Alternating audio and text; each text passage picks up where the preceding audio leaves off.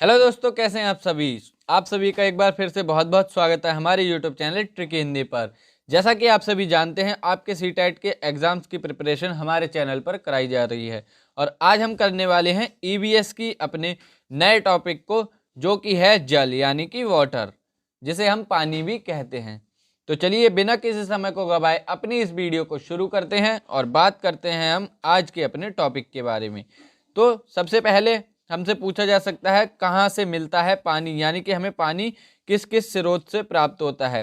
तो पहला हमें मिलता है झील, फिर कुएं में, तालाब में, झरने में, सागर में, नदी में, नहर में, ट्यूबवेल में, नल में, नलकूप में, टाँका में, गरम सोता में, बावड़ी में और चश्मा में। तो ये हमारे विभिन्न प्रकार के स्रोत हैं जिनमें हम पानी को एकत्रित करते हैं या जिनसे हम पानी को प्राप्त करते हैं। आगे बात करते हैं हम नेक्स्ट महत्वपूर्ण पॉइंटों के बारे में। तो ये हमारे पॉइंट है। पहला पॉइंट यह है 650 साल पुराना घड़सीसर। सर यानी कि तालाब, इसे जैसलमेर के राजा घड़सी ने लोगों के साथ मिलकर बनवाया था। मीलों तक पहले इस घड़सीसर में बारिश का पानी इकट्ठा होता था। तालाब इस तरह बनाया गया था कि जब वह पानी से भर जाए, बाकी पानी बहकर नीचे बने हुए तालाब में चला जाए। इस तरह 9 तालाब एक दूसरे से आपस में जुड़े हुए थे। तो हमारे यहाँ पर इंपॉर्टेंट पॉइंट क्या बनता है, पेपर में पूछा जाएगा घड़सीसर। तो घड़सीसर का अर्थ क्या था? घड़सीसर का अर्थ था जो हमारे जैसलमेर के राजा थे, राजा घड़सी, उन्होंने 650 साल पहले तालाब बनवाए 9, और प्रत्येक तालाब जो था एक दूसरे से आपस में जुड़ा हुआ था। और आपसे पूछा जाएगा कि सर का मतलब क्या होता है, तो सर का मतलब यहाँ पर तालाब बताया गया है। तो इन पॉइंटों को आपको ध्यान रखना है। ये एक कहानी के माध्यम से आपसे एनसीईआरटी में ऐसे ही पूछा जाता है, तो आपको ये ध्यान रखना है। आपसे सीधे सीधे पूछा जाएगा घड़सीसर का अर्थ क्या होता है, या फिर आपसे पूछा जाएगा कि सर का तालाब, सर का अर्थ क्या होता है। तो घड़सीसर में हमारे कितने तालाब थे? तो 9 तालाब थे। प्रत्येक तालाब आपस में जुड़ा हुआ था। इसे कब बनवाया गया? तो 650 साल पहले राजा घड़सी ने मिलवाया, और ये बहुत मीलों तक फैला हुआ था और लोगों के साथ मिलकर इसको बनाया गया था। और इसमें कौन सा पानी एकत्रित होता था? तो बारिश का पानी इसमें एकत्रित किया जाता था। उसके बाद हम बात करते हैं अगले अपने कहानी के रूप में जो आपसे पॉइंट पूछे जा सकते हैं। 1000 से भी ज्यादा साल पहले एक यात्री भारत आए, उनका नाम था अल बिरूनी। तो पहला प्रश्न आपसे पूछा जाएगा कि 1000 साल से पहले एक यात्री आए थे, उनका नाम बताइए। तो वो थे अल बिरूनी। अल बिरूनी जिस देश से आए थे उसे आजकल उज्बेकिस्तान के नाम से जानते हैं। तो आपसे पूछा जाएगा कि अलबरूनी किस देश के नागरिक थे? तो उज्बेकिस्तान। अलबरूनी ने बहुत ही बारीकी से चीज़ों को देखा और उनके बारे में लिखा, यानी कि वो हमारे यहाँ पर अध्ययन करने आए थे। खासतौर पर जो उन्हें अपने देश से अलग लगी चीज़ें, उन्होंने उसकी विशेष तौर पर बात की, अपनी जो कृति की या उन्होंने जो भी रचना की। चलो देखें कि अलबरूनी उस समय के तालाबों के बारे में क्या लिखते हैं। तो उन्होंने, आपसे पूछा जाएगा कि अलबरूनी ने जो तालाबों के बारे में लिखा था वो क्या था।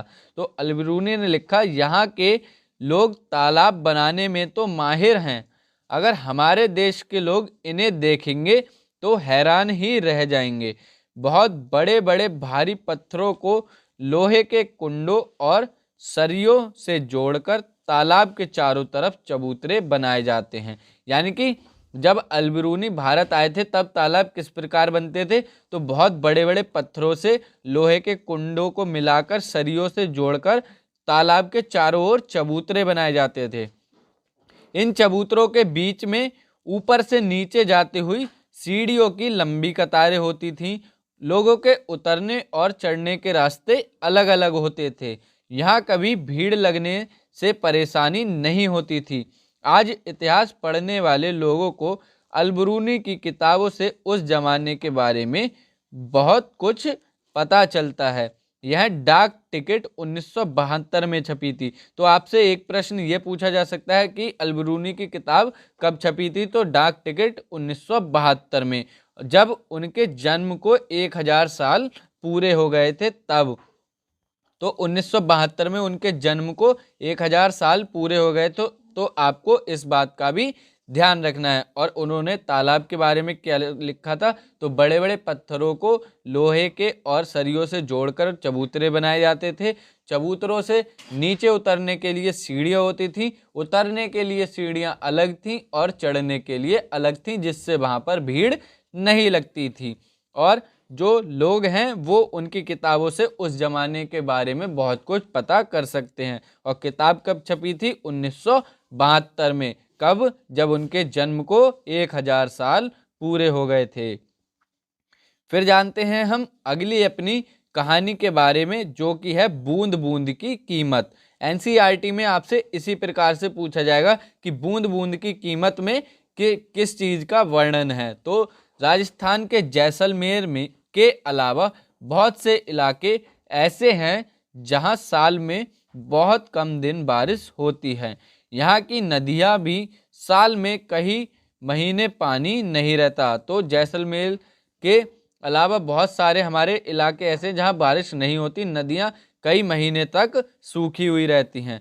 लोग बारिश की हर बूंद की कीमत को जानते हैं। पानी को इकट्ठा करने के लिए तालाब, जोहड़, कुओं, टैंक, बावड़ियों, कुछ लोग इसे सीढ़ीदार कुआं भी कहते हैं, यानी कि जो बावड़ी होते हैं उसे सीढ़ीदार कुआं भी कहते हैं। तो बूंद बूंद की कीमत किस प्रकार जानते हैं लोग, वहां पर बारिश नहीं होती तो वे बारिश के पानी को इकट्ठा करते हैं और एक एक बूंद की कीमत उन्हें पता है। और वो किस प्रकार इकट्ठा करते हैं, तालाब बना लेते हैं, जोहड़ बना लेते हैं, कुएं बना लेते हैं, टैंक बना लेते हैं या फिर बावड़ी बना लेते हैं। पुराने जमाने में लोग काफिले बनाकर लंबा सफर करते थे। अक्सर लोगों का मानना था कि प्यासे यात्री को पानी पिलाना बहुत अच्छा काम है, इसीलिए कई जगह बहुत सुंदर बावड़ियां बनाई गई थी। तो बहुत सारे लोग पहले कई कई दिनों की यात्रा करते थे, तो राजस्थान में वैसे ही पानी की कमी रहती थी, तो लोग वहां पर अपनी बावड़ियां सुंदर सुंदर बनाते थे जिससे यात्रियों को पानी मिल सके। और उनका ऐसा मानना भी था कि जो प्यासे को पानी पिलाता है वो बहुत अच्छा काम है। तो ये तो आज भी मान्यता है हम लोगों के बीच कि कोई भी प्यासा आए तो उसे पानी हम लोग कभी मना नहीं करते। फिर बात करते हैं हम अगली कहानी के बारे में। अगली कहानी है हमारी जरा सोचो। तो ये हमारी बहुत ही इम्पोर्टेंट हो जाती है, आपसे पूछ सकते हैं पेपर में। 1986 में जोधपुर के आसपास के इलाकों में जब सूखा पड़ा था, यानी कि सूखा कब पड़ा, जोधपुर में 1986 में, तब भूली बिसरी बावड़ियों को एक बार फिर से याद किया गया। यानी कि जो बावड़ियां थी उनको बंद कर दिया गया था जब पानी की समस्या नहीं थी, लेकिन जब सूखा पड़ा तब लोगों को उनकी फिर से याद आई। मोहल्ले के लोगों ने मिलजुल कर बावड़ियों में से 200 ट्रक से भी ज़्यादा कूड़ा निकाला। तो यानी कि उन बावड़ियों को कूड़े से भर दिया गया था। बावड़ियों ने फिर से प्यासे शहर को पानी पिलाया। इसके लिए चंदा भी मोहल्ले वालों ने दिया, यानी कि लोगों ने जो सब ट्रक मंगाए थे वो अपने चंदे से मंगाए थे और पानी का इंतजाम जो किया गया उन बावड़ियों में ही किया गया। कुछ साल बाद फिर से अच्छी बारिश हुई, पानी की परेशानी कम हुई, अब फिर से लोग बावड़ियों को भूल गए हैं। तो ये हमें बता रहा है कि जो हमारी पुराने ज़माने की बावड़ियाँ थी उनको लोग फिर से भूल गए हैं। लेकिन 1986 में जब सूखा पड़ा था तो उन्हें साफ किया गया और उनसे 200 ट्रक से भी ज़्यादा कूड़ा निकाला गया, तब जाकर सूखे की दिक्कत का सामना कर पाए थे लोग। तो यहाँ पर आपको बताने का प्रयास किया जा रहा है कि जो हमारी पुरानी धरोहर है उसे संजोकर रखना चाहिए, उसका व्यर्थ में इस्तेमाल नहीं करना चाहिए। फिर बात करते हैं हम वस्तु के जब तैरती है किसी भी तल पर तो वो किस प्रकार पानी में तैरती है। ये हमारा मृत सागर से रिलेटेड पॉइंट है। तो यदि वस्तु का घनत्व जल के घनत्व से कम होता है तो वो तैरती है। तो घनत्व में बहुत सारी चीज़ें निर्भर होती हैं। जब वस्तु का घनत्व होता है वो जल के घनत्व से कम होता है तब वो तैरती है, और जब वस्तु अपने आयतन से ज़्यादा पानी विस्थापित करती है तो भी वो तैरती है। यानी कि जैसे ही वो अपने आयतन जो वस्तु का होता है उससे ज़्यादा पानी को हटाने लगती है तो वो तैरने लगती है, जो जहाज और नाव का उदाहरण से आप जान सकते हैं। अगला पॉइंट है हमारा मृत सागर। मृत सागर आपके लिए इसलिए इम्पोर्टेंट हो जाता है क्योंकि ये हमारा जो सागर है यहाँ पर हमारा सबसे नमकीन पानी मिलता है। यहाँ के पानी में अगर आपको 1 लीटर पानी लेंगे तो 300 ग्राम नमक मिलेगा। तो आइए जानते हैं क्या है इसकी रहस्य। वैसे तो सभी सागरों के पानी में नमक होता है, यानी कि हर कोई सागर जो होता है उसमें पानी नमकीन होता है, उसमें नमक मिला हुआ होता है। लेकिन मृत सागर दुनिया का सबसे नमकीन सागर है। इतना नमकीन है कि लगभग 1 लीटर पानी में 300 ग्राम नमक। क्या इतना नमकीन पानी चख भी पाओगे? बहुत ही कड़वा लगेगा। सबसे मज़े की बात यह है कि मृत सागर में हम ऐसे तैर सकते हैं जैसे आराम से लेटे हों। याद होगा नींबू को तुमने नमक के पानी में तैराया था, तो आप सादा पानी में जब नींबू को डालेंगे तो उसका जो घनत्व होगा वो पानी से ज़्यादा होगा तो वो डूब जाएगा। लेकिन जैसे ही आप उसमें नमक मिलाते हैं उसका घनत्व कम हो जाता है और वो तैरने लगता है। वैसे ही हम लोगों के साथ होता है मृत सागर में। उसका पानी इतना नमकीन है कि हम लोगों का घनत्व पता ही नहीं लगता। हम उसमें इस प्रकार से रह सकते हैं, तैर सकते हैं कि जैसे हम लेटे हुए हों, हम डूबते नहीं हैं। इसीलिए उसे मृत सागर कहते हैं, क्योंकि वहाँ पर कोई डूबता ही नहीं है। और यहाँ पर आपका जो सागर है वो सबसे नमकीन सागर ये है। लेकिन जो झील है वो हमारी बुल झील है वो सबसे ज़्यादा है। वहाँ पर 330 ग्राम 1 लीटर में आपको नमक देखने को मिलेगा। फिर जानते हैं हम अगली गांधी जी की यात्रा, डांडी यात्रा, जो कि हमारी नमक के ही बारे में की गई थी। यह घटना 1930 की है। यानी कि डांडी यात्रा कब हुई? 1930 में। भारत की आज़ादी से पहले बहुत सालों से अंग्रेजों ने आम लोगों के नमक बनाने पर रोक लगाई हुई थी। ऊपर से नमक पर भारी टैक्स भी लगा दिया था। इस कानून से लोग अपने घर के इस्तेमाल के लिए नमक भी नहीं बना सकते थे। भला बताओ नमक जैसी चीज के बिना गुजारा कैसे हो? लोगों को मजबूरी में दुकानों से महंगा नमक खरीदना पड़ता था। इस बात से लोग बहुत नाराज थे। गांधी जी का कहना था जो चीज हमें कुदरत ने दी है उसे बनाने पर बंदिश कैसी। उन्होंने लोगों के साथ मिलकर अहमदाबाद से डांडी के समुद्र तट तक एक लंबी यात्रा की और इस गलत कानून को तोड़ा। जानते हो नमक कैसे बनाया जाता है? तो नमक बनाया जाता है, समुद्र के पानी को जमीन पर क्यारियों में जमा कर लेते हैं। तेज धूप में पानी सूख जाता है और नमक के ढेर वहीं रह जाते हैं। यानी कि 1930 में जब अंग्रेजों ने बहुत ज़्यादा कर लगा रखा था, नमक बनाने पर रोक भी लगा रखी थी, तो लोग अपने घर के लिए भी नमक नहीं बना पा रहे थे, जिससे वो बहुत नाराज थे। गांधी जी को ये बात पता लगी तो उन्होंने कहा कि जो चीज़ हमें कुदरत ने दी है उसे हम बनाएंगे चाहे कुछ भी हो जाए। उन्होंने लोगों को इकट्ठा किया और अहमदाबाद से डांडी के समुद्र तट तक एक लंबी यात्रा की और इस कानून को तोड़ दिया। फिर आपसे पूछा जाएगा कि नमक कैसे बनाया जाता है? तो समुद्र के पास में क्यारियाँ बना देते हैं, उसमें पानी को एकत्रित यानी कि इकट्ठा कर लेते हैं और वो कई दिनों में जब धूप से सूख जाता है तो नमक के ढेर वहीं रह जाते हैं, जिनको फैक्ट्रियों में लाकर हम शोधित कर लेते हैं या प्यूरिफाई कह लीजिए, प्यूरिफाई कर लेते हैं। फिर बात करते हैं अगले पॉइंटों की। तो अगले पॉइंट है माधव राजस्थान के बज्जू गांव में रहता है। गांव में देखो तो चारों ओर रेत ही रेत दिखाई देती है। जब कभी रेत नहीं उड़ती तब कुछ घर दिख जाते हैं। माधव के घर में सब परेशान हैं। वैसे ही हर साल गर्मी में पानी की बहुत कमी होती है। इस साल तो बिल्कुल बारिश नहीं हुई। अब उसकी माँ और बहन को पानी लेने दूर जाना पड़ता है।